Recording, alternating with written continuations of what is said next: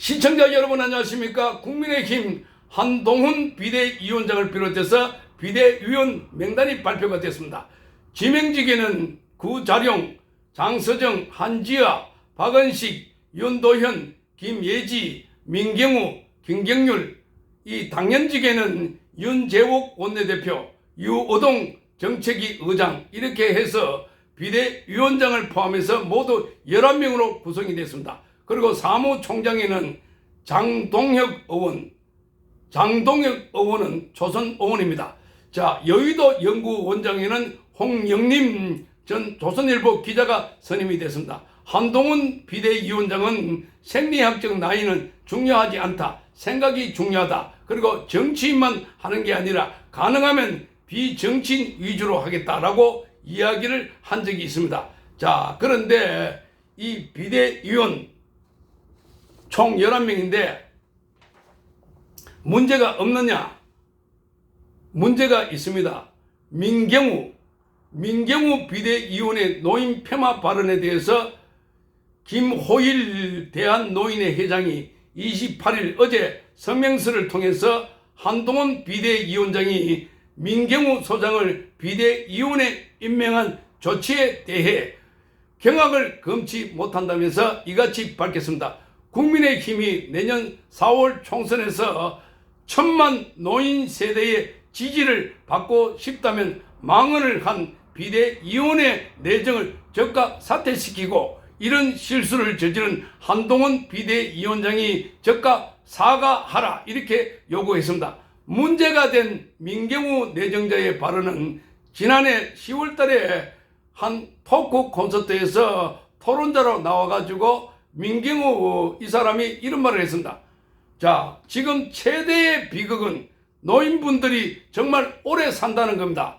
자, 이 말은 이 뜻을 풀이하면은 노인네들 빨리 죽으라는 뜻으로 해석이 될 수 있다라는 겁니다.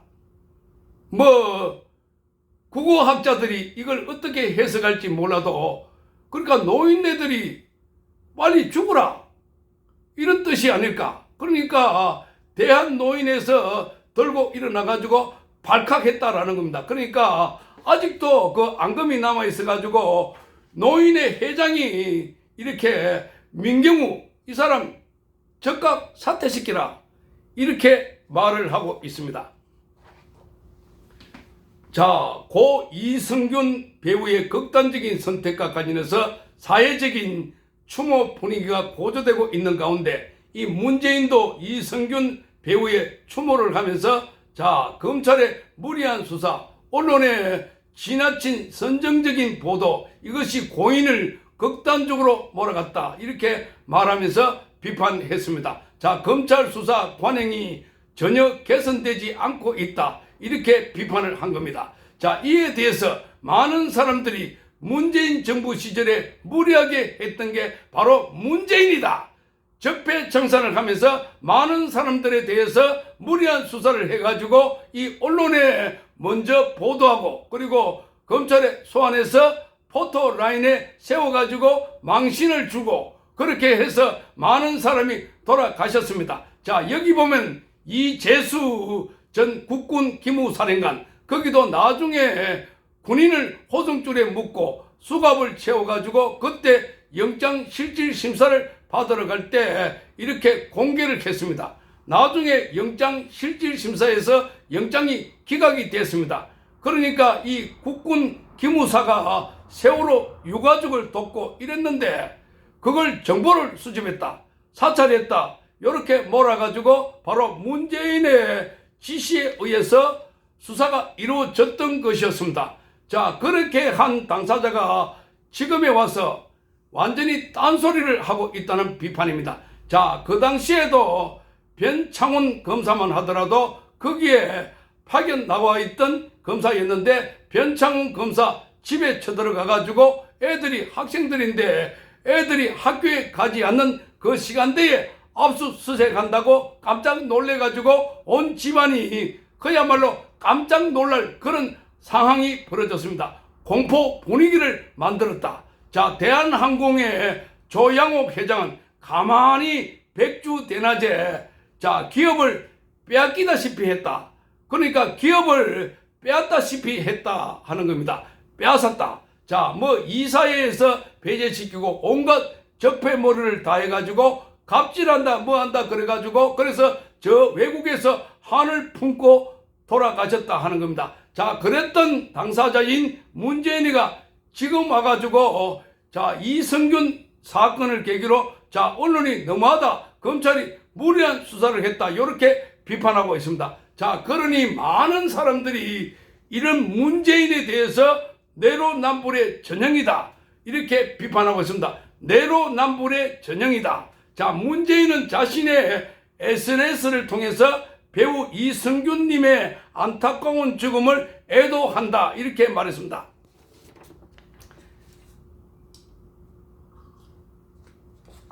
영화와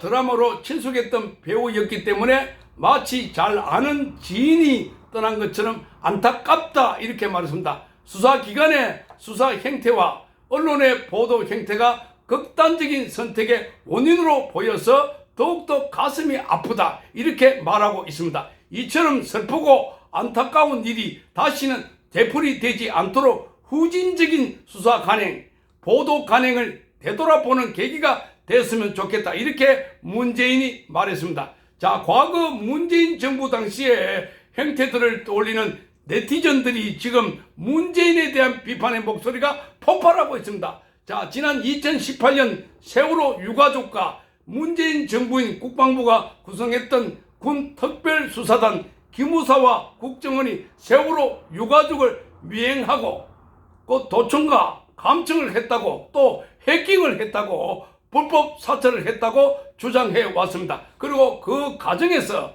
검찰 수사를 받던 이재수 전 국군 기무사령관이 바로 극단적인 선택을 했습니다. 자, 이를 두고 지난 2021년 월간조선은 이렇게 적었습니다. 결국 문재인 정부의 과도한 적폐몰이가 이재수 전 기무사령관을 죽음으로 몬 것이다, 이렇게 비판했습니다.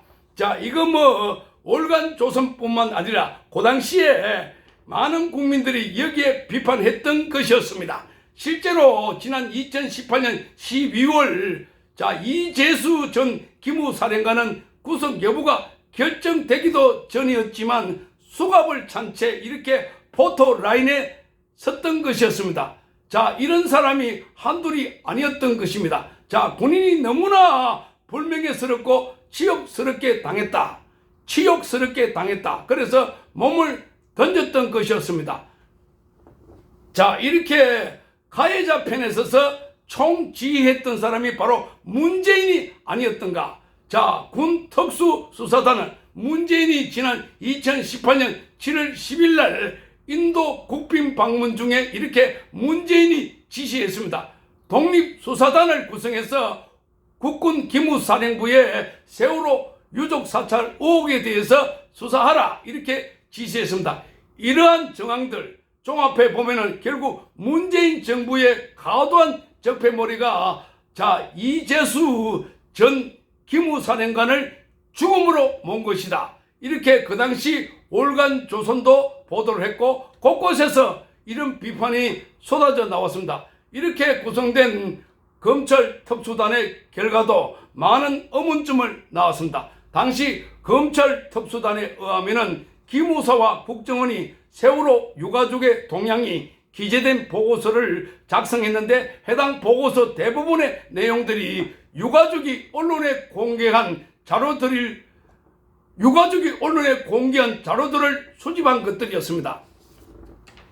언론에 공개되어 있는 것, 이 당시에도 정부 대응에 대한 유가족의 반응과 민원을 확인하기 위해서 일반적인 업무였다는 겁니다. 그래서 개인정보보호법 위반 혐의 등을 적용할 수 없다, 그 당시도 그렇게 판단한 겁니다. 자, 그래 이거를 가지고 무슨 사찰했다, 이런 형식으로 해가지고 국군 기무사를 해체하려고, 자, 국군을 해체하고 국군을 완전히 무력화시키려고 한 의도가 아니었을까. 그러니까 나중에 9.19 남북군사 합의를 채택해가지고 우리 진영에 비행기도 못 띄우고 GP도 폭파시키고, 자, 그래서 김원봉을 국군에 뿌리라고 했던 사람, 바로 이 문재인이라는 사람입니다. 자, 문재인이가 김원봉을 국군에 뿌리라고 했던 사람이 바로 문재인이라는 겁니다. 자, 이 무리하게 이렇게 적폐몰이를 해가지고 그때 당시 그것뿐만 아니라 전 사회가 공포 분위기였다. 그래 놔놓고 지금 와서 우와 그때 참 이성균 씨는 언론과 검찰이 너무나 무리하게 했네. 이렇게 지금 아주 태연하게 말하고 있는 이 문재인이야말로 비판받고 심판받아야 할 제 첫 번째 대상이 아닐까 이렇게 보여집니다. 자, 그래서 지금 심지어 기무사와 국정원의 미행, 도감청, 해킹 요것도 청와대로부터 유가족 동향 파악을 지시받은 내용도 파악되지 않았다는 겁니다.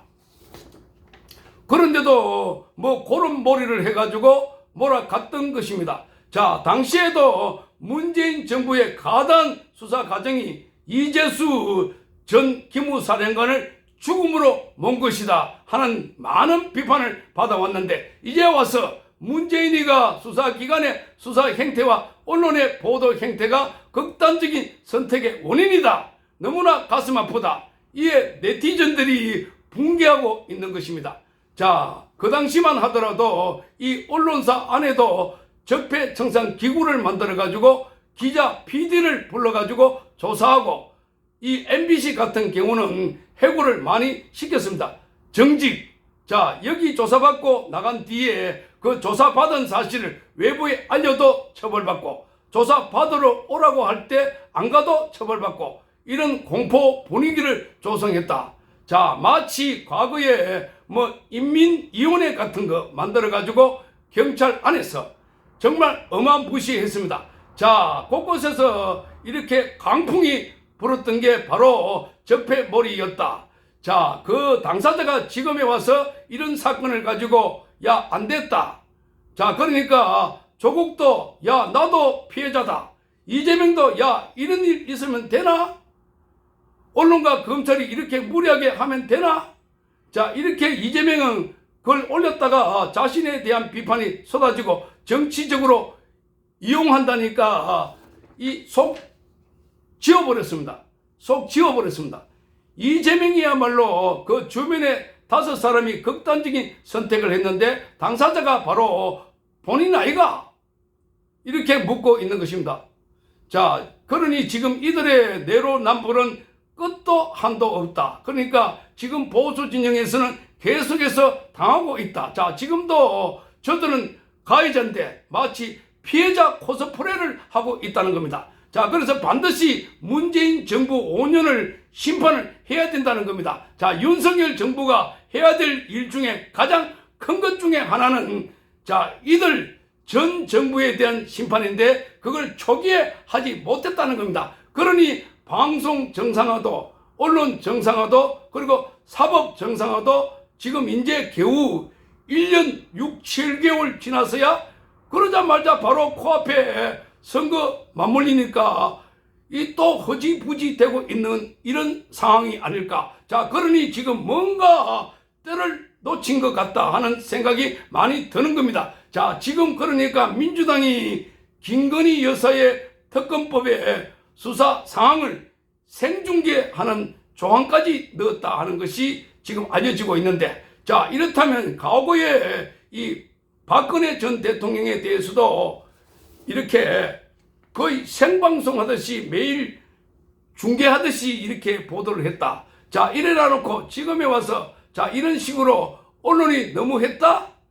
이 말이 안 된다는 겁니다. 김건희 여사에 대해서도 생방송 할 수 있도록 했고, 이게 초상권 침해고 피해 사실 공표하는 거 그거 못하게 막아야 된다고 주장하는 사람들이 지금 이 생방송하게 했고, 과거에 박근혜 전 대통령도 사실 그렇게 했다는 겁니다. 자, 이 기무사 사령관도 과도하게 포토라인에 세웠을 뿐만 아니라 이렇게 무리하게 했던 그 당사자들이 지금은 피해자인 것처럼 저러면 안 되는데 하는 걸 보고 우리 국민들이 분통이 터지고 있습니다. 자, 그래서 지금 바로 윤석열 정부는 시간 지체하지 말고 눈치 보지 말고 자 이런 세력들을 과감하게 처결해 달라.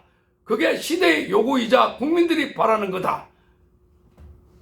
이런 겁니다. 그래서 이번에 한동훈 장관이 이재명에 대해서 바로 직격하고 저격하고 딱 운동권과 그리고 이재명의 실체에 대해서 딱 정리를 하고 심판해야 될 대상이라고 하니까 국민들이 박수 갈채가 쏟아지고 국민의힘의 후원금이 평소보다 5배, 6배가 지금 늘고 있다. 그러니까 이런 상황을 볼 때 그야말로 우리 국민들의 뜻이 어디에 있는지를 잘 알 수 있는 대목들입니다. 시청해 주셔서 감사합니다.